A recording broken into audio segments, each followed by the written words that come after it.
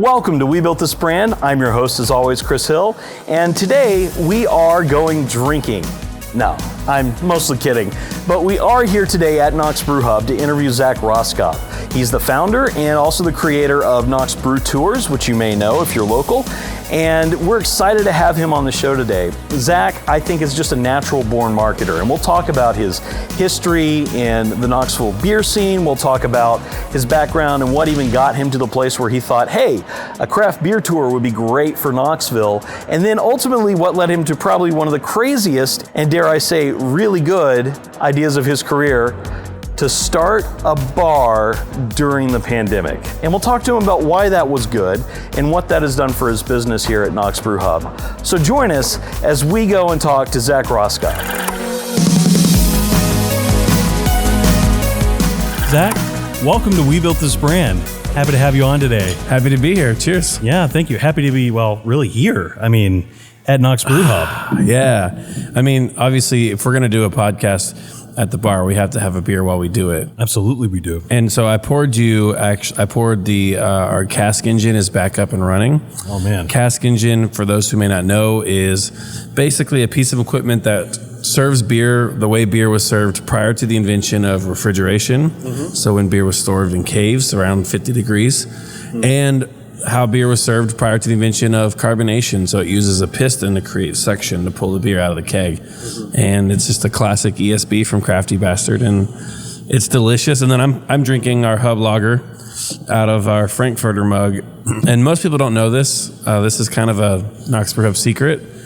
But that beer in that glass and this beer in this glass is sort of our tribute to the foundations of the German history and the English history of what makes American beer American. So, cheers. Yeah, absolutely. Cheers. Isn't that fun? I think that is awesome. Fun little fact that most people don't know about. So when you say that, how is it a tribute to each? So each is a different style of glass for each beer? So the glass that you're drinking out of is a traditional imperial pint. So that is a 19.2 ounce. You know, that's what, if you went to an English pub, that's the glass they're going to serve it to you. Okay. In ESB is a traditional English style beer, and and the cask engine is very English as well. Where this Frankfurter mug, right, is a very common glass in Germany. Mm-hmm. We've got a light Pilsner in here, and it's crisp and tall and chuggable, and so that's how we're kind of paying homage to the roots of American craft beer. That's awesome. That's awesome. And this is, delicious beer to begin with. You've got all Knoxville beer on tap. Yeah, 100% local tap beer wall. Yeah.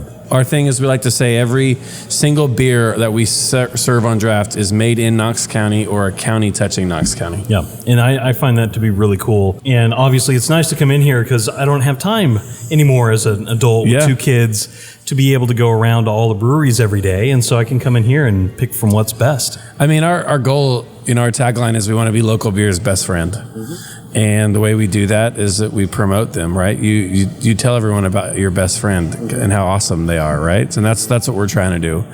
And us being located where there's a lot of hotels, a lot of free parking, Market Square, the city center, it really lends itself to people who are coming to Knoxville for their beercations as well. Yeah. Our goal is to not be your only stop. We just want to be your first stop so we can point you in the right direction to explore all the awesome beer our city has to offer. Yeah.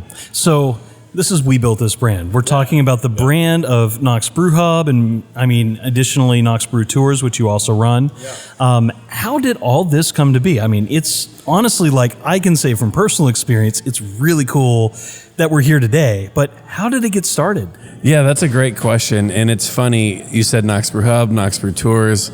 We've also got this, weird podcast radio show called Knox Brew Stories. Mm-hmm. At one point, I thought about starting an outdoorsy wing of this that involves beer and outdoor activities. We were going to call it Knox Brew Adventures.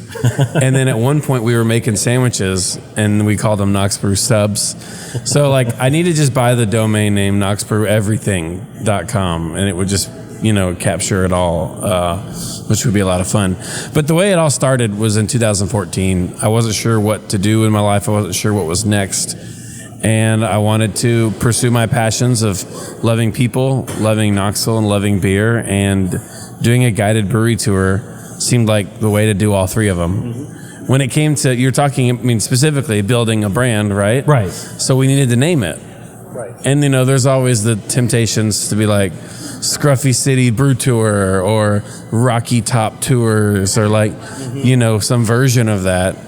And even in 2014, as much digital marketing has changed in the last 9 years, even then I knew what SEO was. I knew a little bit how Google worked. I'm sure it's changed. But when someone types in a brewery tour company, I wanted to pop up. So we were like, let's keep this simple.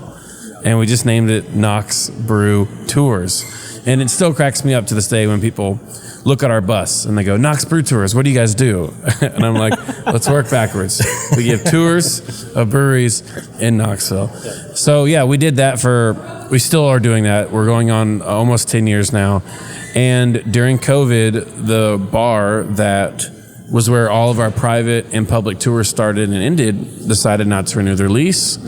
We took the space over in the summer of 2020 and debated several different names. The one name I liked the most was Knox on Tap because I just felt like it said it all in the name. But the word hub just kept coming up. We wanted this bar to be a hub for the tour company, a hub for Knoxville breweries, a hub for people who want to explore Knoxville beer. So we're like, we've already created a brand that has a strong following, that is well liked in the community, and let's strengthen that. And we decided to call the bar Knox Brew Hub, and we even rebranded the logos to match, and so that they look like sister companies and to have a lot of cross promotion, and that's kind of how it all happened. Yeah, that's really cool. And from there, like, I mean, it's obviously grown into what it is today, but how did you get inspired to even start this whole thing? Like, what was there a gap in the market that you saw? Was there something that you were like, oh man, Knox Brew Tours is a really cool opportunity, or hey, I know it's a great idea, let's start a pub in the middle of a pandemic? So that's a good question. I would honestly say there wasn't a gap in the market. I think there was a gap in my life, if that sounds, and I'm going to go back to 2014. Let's do it. So I was in a band. I had committed my entire life to being a professional musician. And when I say committed, like, I was asked to be a groomsman in a friend's wedding, and I said no because we had a big show that we had to do. Like, that's how committed I was, right? I mean, if I got a job, I would mention in the interview I'm a traveling musician and I will quit this job for a gig. Like, it was crazy, okay? So when that all came to a halt in 2014, and I hadn't finished my degree, and so I don't have a bachelor's degree, I don't have a band, and I just don't have any direction. I don't know what to do next. So I don't think I had the maturity at that time to say, oh, Knoxville's missing a brewery tour company. I think it was like, I don't know what I want to do with myself. I love Knoxville, I love beer, I love people. And this is an opportunity that doesn't exist and gives me the chance to pursue all of those. So that's what really started it, was just not knowing what I wanted out of my life at that moment. And little did I know it would turn into something like this. Yeah. As far as the hub is concerned, the way that came to be was simply COVID made it affordable. I never had the dream or the plan to open a bar. But when that opportunity presented itself to us, and it was like, okay, we were getting a COVID-friendly lease. I mean, nobody was starting a business at that point in time. The future was very uncertain, and it just kind of fell into our laps. And my dad always says that success is usually when opportunity and preparedness or luck kind of intersect. And thankfully, even though we weren't planning to open a bar, we were in a position that we could open a bar. Right. And it all just kind of came to be. It was kind of and that all happened, by the way, in 12 days. We went from being presented this bar to signing the lease in 12 days. That's insane. It was totally insane. Yeah. And I was out of town for half of them. Wow. Now, remind me if I'm wrong, or correct me if I'm wrong on this, but did you start this like knowing the pandemic was already coming? Oh, yeah. Okay. So the day that we signed the lease was August 1st. And if you recall, August 1st was the exact day that the Knox County Health Board shut down every single bar and restaurant for 2 weeks. I remember that, yes. And of course, just like when I started the tour company, people are like, "You're nuts." Mm-hmm. And I go, "Am I?" Like, yes, COVID is a thing and it is a problem and it's having a negative impact on business. But is it going to in 10 years? Is it in 20 years? You know, this was a long-term play. You know, it couldn't last forever. And I also saw it as an opportunity to kind of get our stuff together because I want to make a good first impression. Right. If all of Knoxville showed up on our grand opening, that wouldn't have been our best first impression. But because of COVID, people didn't show up until 6 months in, 9 months in, 12 months in. I even had friends of mine who stepped in my bar for the first time a year and a half in because of COVID. And I might have been one of those. And I'm thankful for that. Yeah. Because every day that went by, we got smarter. We learned who we were more. We learned who our customers were more. And I felt like it increased our chances of having a great impact on our people. Yeah, I remember thinking, why is he opening a bar now? Like, out of all the times to open a bar, this feels like either a really crazy risk or maybe he's sitting on piles of cash. I don't know. I'm definitely not doing that. Well, if you recall, during that time period, banks were eager to write loans. Mm-hmm. It was a time in the market where they were trying to... Well, that's a good point, yeah. Which we got a small loan to open up the hub, and basically just a remodel and inventory and some branding and stuff like that. Sure. So that was a factor that helped. Another factor that helped is that there wasn't a business to buy. It was previously a casual pint. Yeah, that's right. So they weren't selling me a successful business. The business was just, by the way, the casual pint was successful. It just wasn't, about to say. It wasn't for sale. Yeah. Right? The franchisees didn't want it anymore. The franchisors didn't want it anymore. So normally when you're buying a business, you're buying the brand, you're buying the email list, you're buying the website, the social media. Well, we didn't have to buy any of that. And because the lease was just coming to an end, we were able to negotiate with the previous owner what he wanted for the stuff. I mean, we basically just bought the speakers, the furniture, the beer serving equipment. And then the other factor was that our landlord is very smart and knew that it would be tough to get a space filled in the middle of a pandemic. So he gave us a very COVID-friendly lease. Year one was a percentage of sales with a 1 year out. Wow. We couldn't pass that up. Yeah. So I think from the outside, we look crazy. But once you see that there's a friendly loan rate, a friendly COVID lease, I was able to acquire the assets for a very reasonable price. Right. Suddenly, now you'll start to understand why I say I'm the luckiest person on this planet, and I can prove it. Yeah. And this is one of the ways I can prove it. I feel like the luckiest person ever. That's right. And to your point, like, there's definitely luck involved, but you also mentioned preparedness as being one of those things. Where did the preparedness come from? Because you were a band member, you were running a beer tour, you were in a lot of bars, but I don't think you've been behind the bar as much. So where did that come from? That came from growing up in the restaurant business. Okay. So my parents have owned restaurants since I could walk. I learned how to roll silverware when I was like 7. You know, I've cut lemons when I was 10. I was peeling shrimp in the back at 13. Nice. So I think growing up in the service industry was where the preparedness came from. Gotcha. I also had a lot of different jobs throughout college and post-college, and most of those were in the service industry as well. So this environment was very comfortable for me. Mm-hmm. And you mentioned your parents being in the restaurant business.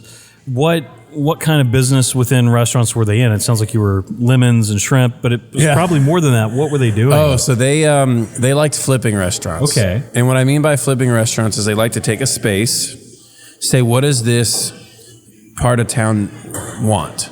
What does this building lend itself to? And then they would build it up over 2 or 3 years, sell it, and then do it again. So in my lifetime, they probably had 9-ish restaurants, but they were never at the same time. They only had one at a time, and usually only for 2 or 3 years.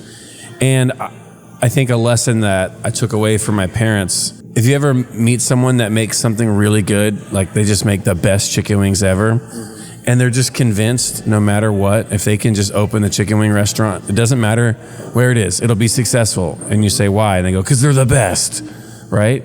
My parents taught me that doesn't really work like that, because every restaurant they opened was completely different. It was a barbecue, it was seafood, it was Mexican, it was a sports bar, it was fast casual, because it was never about what my parents could do. It was about what did the community need, or what did the community want. I think sometimes business owners are too focused on their solution and not focused enough on their customer's problem. And if you're not solving a problem, then you're not gonna, you're gonna have a hard time having a long-term successful business, in my opinion. Yeah. So with Knox Brew Hub, what problems are you solving for downtown? I set myself or creating, up. I should say. I set myself up for that one, didn't I? A little bit. Yeah.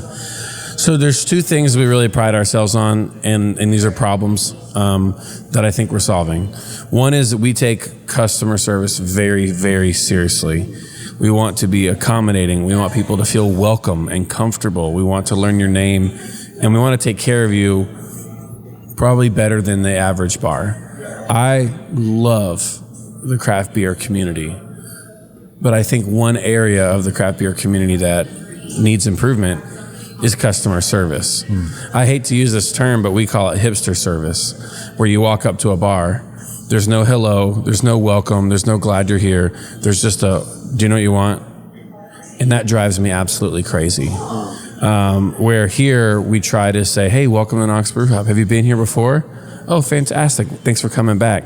Oh, you haven't been here before? Well, let me tell you about our draft wall. You have any questions? Would you like to taste anything? You know, what do you like to drink? I'd be happy to make a recommendation. You know, there's sort of this like pretentiousness where somebody comes in and says, what's the closest thing you've got to Bud Light? And the joke is, we got bottled water. I hate that. I want to say, I'm so glad you're here. You like beer? That's a great place to start. Let me give you some local lagers to try. Right. And let's talk about why they're different. Right. So that's, I think, one problem that we're trying to focus on solving is making people feel comfortable and welcome, especially to a newer genre of beverage that they may not have a relationship with already. And then the second problem is, you already mentioned it. We want to create, someone's like, I'm only going to be in town for an hour and I want to drink a bunch of Knoxville beer, and they can't go to 6 or 7 breweries. They can come here and explore and drink a lot of great Knoxville beer in one location. Yeah. Yeah. And obviously for me, that's the big advantage to coming here. So I think that's my two answers is good customer service and local selection. Yeah. Yeah. Yeah. And I think, you know, from what I've seen of the beer scene here in terms of service, like, I don't think anybody's doing an awful job of it. You may have a different experience, and I know you're not going to name names, but I definitely think when I come here, I can tell, like walking in today to set up the gear, you know, your employee that's here today working the bar was like, hey, can I help you? Like immediately made eye contact and things like that. And I'm not used to that.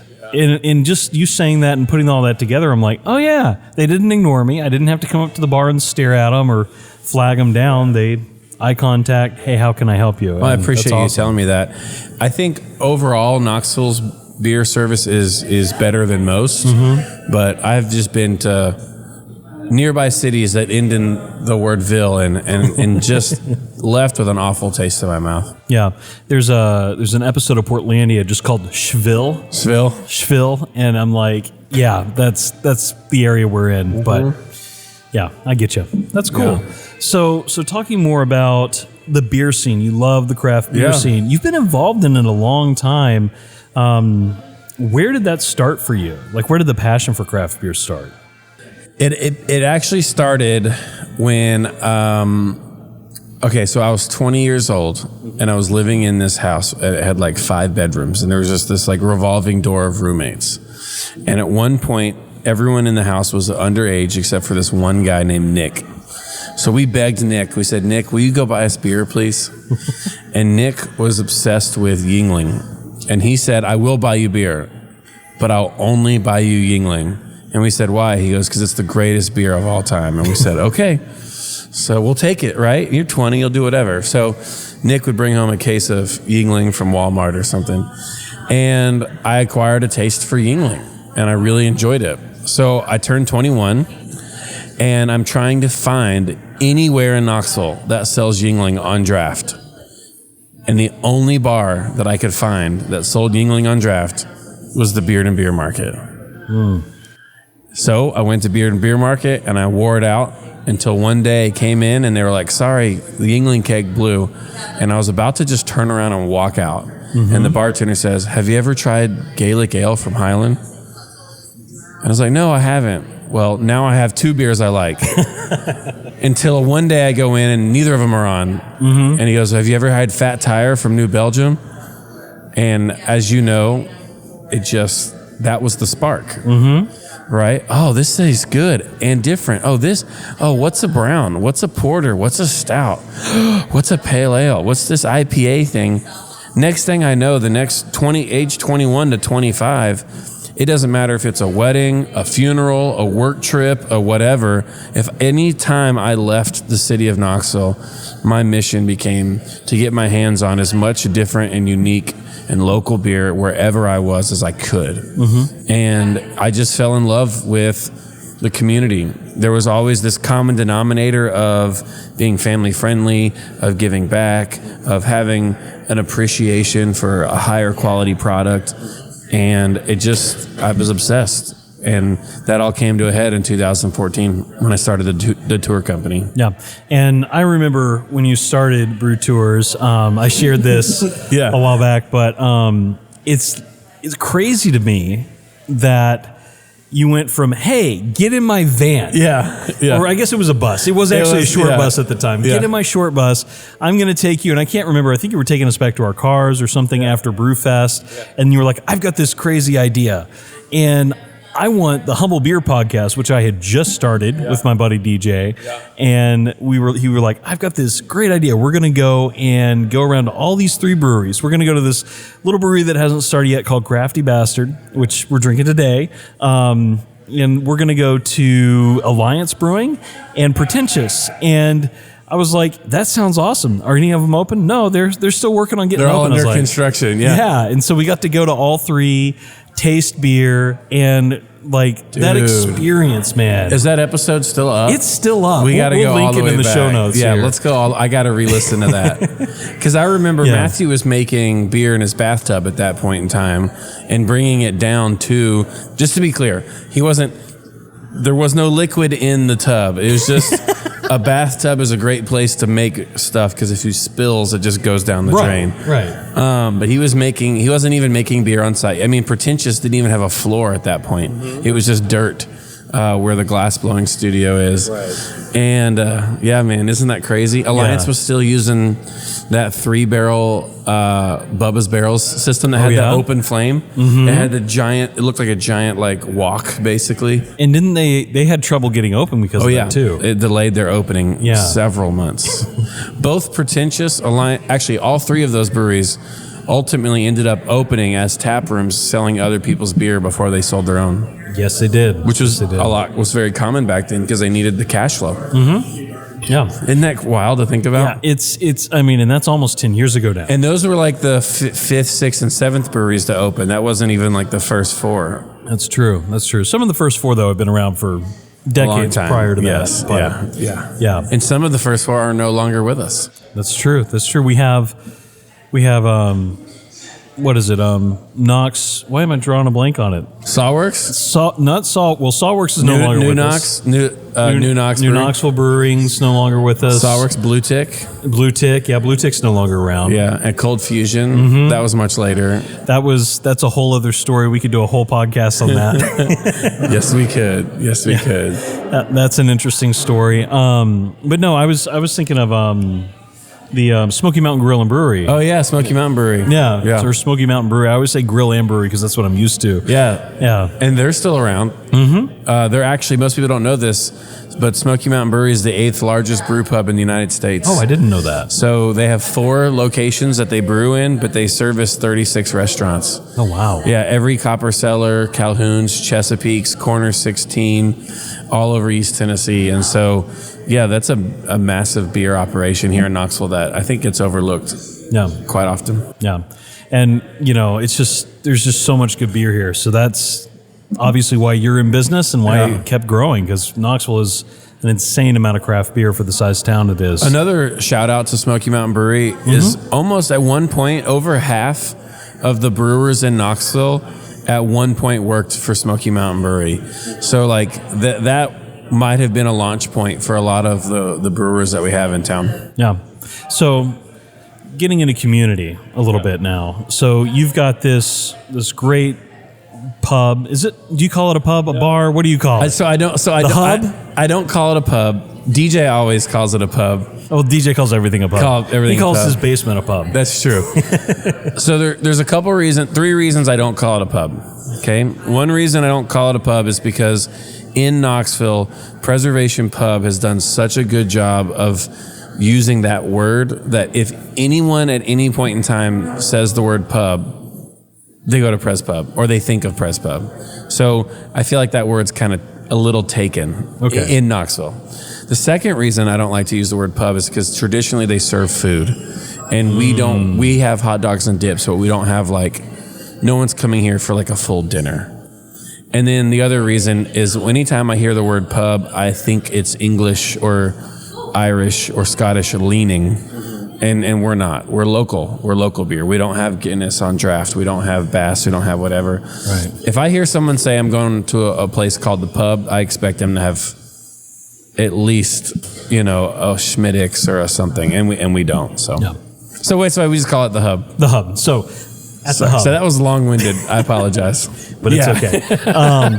But that's awesome. That's so we have the hub, and then you've got quite the community here. I mean, it's not just that people come here to grab a pint after work, although that happens. Yeah. But I've heard some really cool things about stuff you do to encourage people to be here and to be present that aren't cheesy promotions. So tell me about how you encourage community here at the Knox Brew Hub. That's a good question. I struggle sometimes with programming. It kind of seems to be the normal thing to just fill every night with an activity.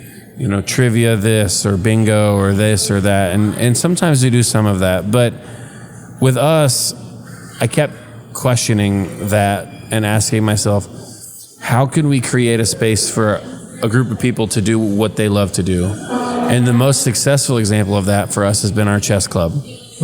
So every single Wednesday from 7 to close, we have chess club. And there's about 15 to 25 people that come in and they play chess and they just love on each other and teach people how to play chess. There is no purchase necessary. It's a free event. It doesn't matter if you buy a beer or don't buy a beer. There are several chess players that don't drink at all, but it's been incredibly rewarding to see these people share this love for a game and to bring them closer together, and to do it here at the Hub is awesome. Yeah. We also host watch parties for the Manchester United. Yep, I see their flag right over here. Yes, our mutual friend DJ, who's been mentioned several times on the show so far. He is a huge Manchester United fan, so showing the matches for them gives them an opportunity to be in community versus being on separate couches at home, right? And then we do early opens every now and then for third shifters, so people who get off work at 6 or 7 a.m., they just want to go somewhere and have a beer. We do that every now and then as well. We need to do that more consistently so it can grow. But the idea is that they deserve to get off work and unwind.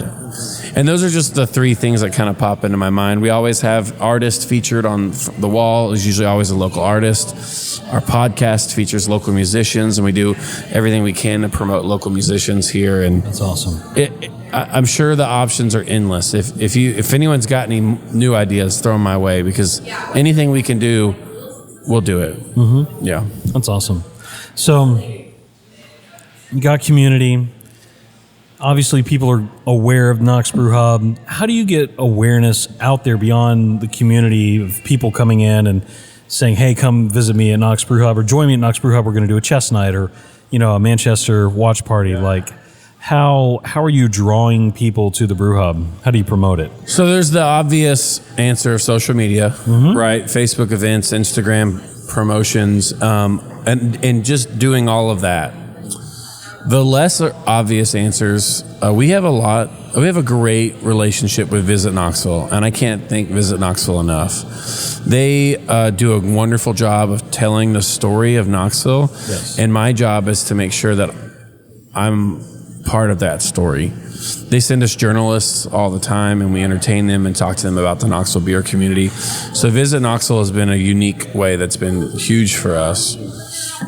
Another answer I was going to say that's probably a little bit different is we promote Knox Brew Hub through Knox Brew Tours.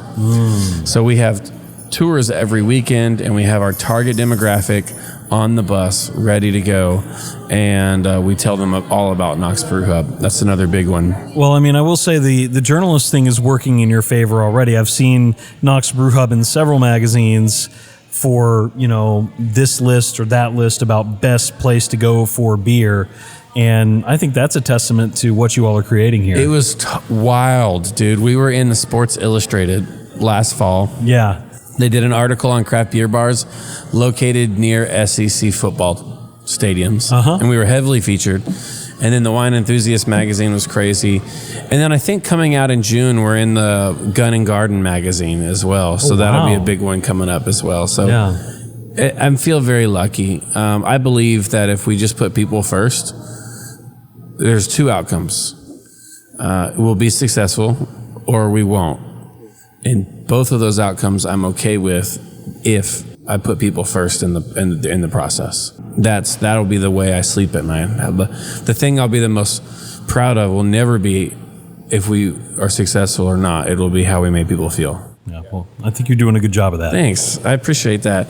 I'm trying to remember the other marketing thing that I was going to say. You're going to walk out of here and go, oh, I remember it. I'll text it to you. Yeah. But yeah, social media is obvious. Visit Knoxville, our relationship with Knox Brew Tours. And the fourth one will come to me at some point. Now, are you on TikTok yet? No, we did talk about that. So There's some risks with it. I being really, a beer pub. I do really, no, you're fine. It doesn't matter. I do appreciate, so I was very fortunate recently to speak at an event that you put on. And thank you for having me. And when I opened it up for questions at the end, I was expecting all the questions to be like, asking me about my business. And that guy asked me, he's like, what is a marketing thing that you're just scared to do, but you've thought about doing? And my answer was so quick, was it not? Yeah. And it was TikTok. I have 1,000 ideas for videos, and I guess the starting place is to just download the app. I haven't even done that yet. So I guess I should start there. Yeah. Yeah, you should check it out. Yeah. Any tips? Get used to TikTok. So when you get started in TikTok, spend time on the platform. It might sound weird, but it's going to feel like a weird experience watching TikTok at first because you don't, at least for me, I was like, I don't know what to expect. I'm not set up for an algorithm here. I'm so used to Twitter and Instagram, and it's a lot like scrolling through Reels just constantly, or Facebook's, social, how you can scroll through videos. It's very similar, only that's all it is. The one thing I will say is figure out the trends, figure out what's interesting, especially for what you do here. You can make fun content that's beer adjacent and make it interesting, and I think draw people in. So well, I've also considered not doing TikTok, but making TikTok-like content and putting it on Instagram and Facebook. That also works really well. I've also thought about, if I'm willing to make this video for TikTok, why not I just still make the video and just blow it up on Instagram and Facebook? Well, as you'll see with what we're doing today, we take this content and we chop it up and we put it on TikTok and Instagram and YouTube and all those places. And once you create one core set of content, you're able to break it up and split it out. So I think, you're on the right track for sure. That'd be fun. Have plenty of tips off air I can give you. That sounds great.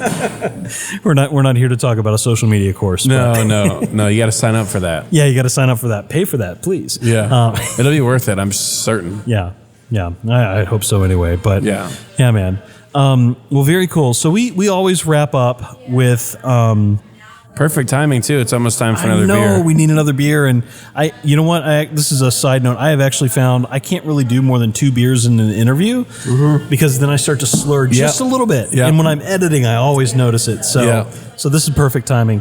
But last question I always like to ask, it's a little bit off topic, but I am curious, like, what would you say is a brand that you really love right now? Like the brand you look at and you go, maybe when I think about Brew Hub, this is what I want to be, or just a brand that you really admire at the moment. I'll say here's my answer.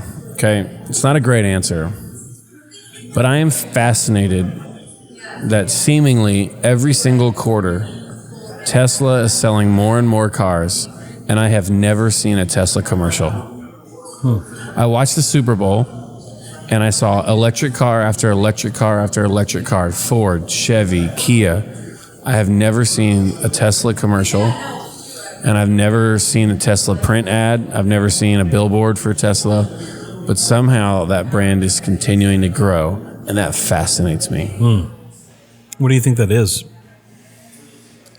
I think that it's a lot of word of mouth, and I think that it's proof that if you do something really well, you don't have to tell someone that it's awesome.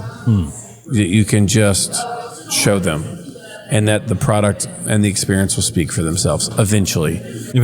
That's the problem. Is can you sustain the growth, or can you sustain the low times, and can you be the tortoise? Do you have the capital and the patience to be the tortoise? And a lot of times small businesses don't. But obviously Tesla's different. So 'Cause I remember when Tesla was just a small company, and they had just modified a Lotus Elise to be all electric, and that's all they were. It was just this little Lotus that was custom made with electric power, and it looked cool because it was a Lotus. And they were the first electric car company to have a cool looking electric car. And I think that's part of what set them apart. When they were first growing. So I think that's going to be. It's not so much that I am inspired by the brand as much as I am intrigued and curious by it. If that makes any sense. They have a very charismatic, I would say founder, but he's not technically the founder either. No, he's not, and it's and that's complicated, obviously. But that's its own podcast. Is there a billionaire out there that isn't politically complicated? So probably not. Probably not. I will say this, and this is something I learned about. This isn't about Elon Musk. It's a comment about him, but it's not specific to him. Somebody said to me once that someone out there thinks that he's the greatest person on this planet, and someone out there thinks that he's the worst person on this planet. And the truth is that they're both right. And I think about that. Right? Someone thinks that Knox Brew Hub is the best bar ever, and someone out there thinks that Knox Brew Hub is the worst bar ever. And the truth is they're both right. Because we're different. We have different perspectives, different views on the world, and different strokes for different folks. And the same goes for beer. I've taken people to breweries, and they're like, this brewery is terrible. And then the person standing next to them is like, this is my favorite brewery ever. And I don't think we should fight that. I think we should lean into that and accept that we're different, and that's what makes it interesting, and that beer is personal.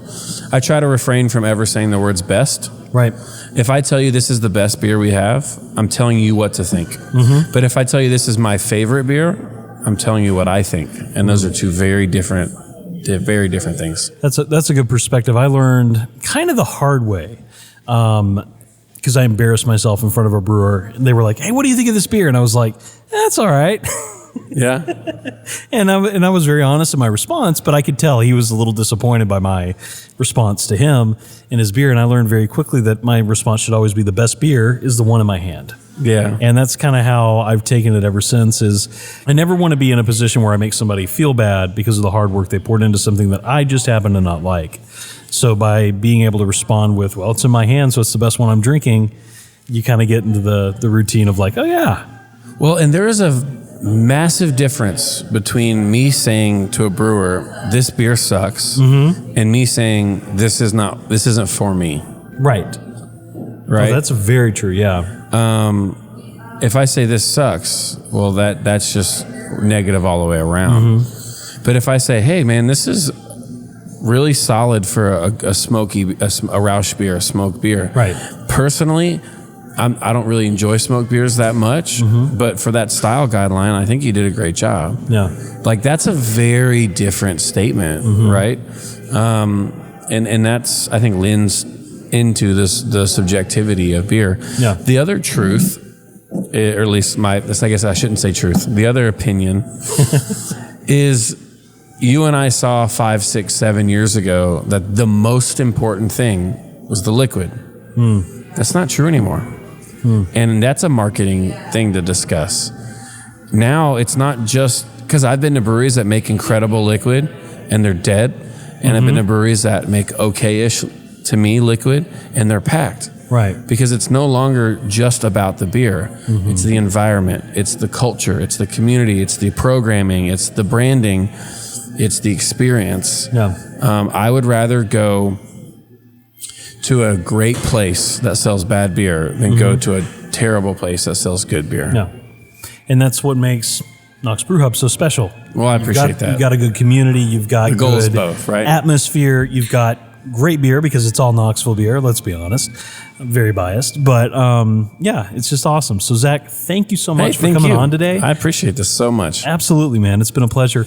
And is there anything, like, where can people find you? Where can people find the Brew Hub for people who don't know where this is located? So we're right downtown, right in the heart of right in the heart of downtown Knoxville, around the corner from Market Square, next to the Oliver Hotel, 421 Union Avenue, and we keep it simple. KnoxBrewHub.com, KnoxBrewTours.com, and you can find all the social media handles exactly as that, Knox Brew Hub and Knox Brew Tours. Awesome. All right. Yeah, Well, and Zach, I'm usually here, so come and say hey. absolutely. Zach, thank you so much. Thank you. Cheers. All right. Cheers.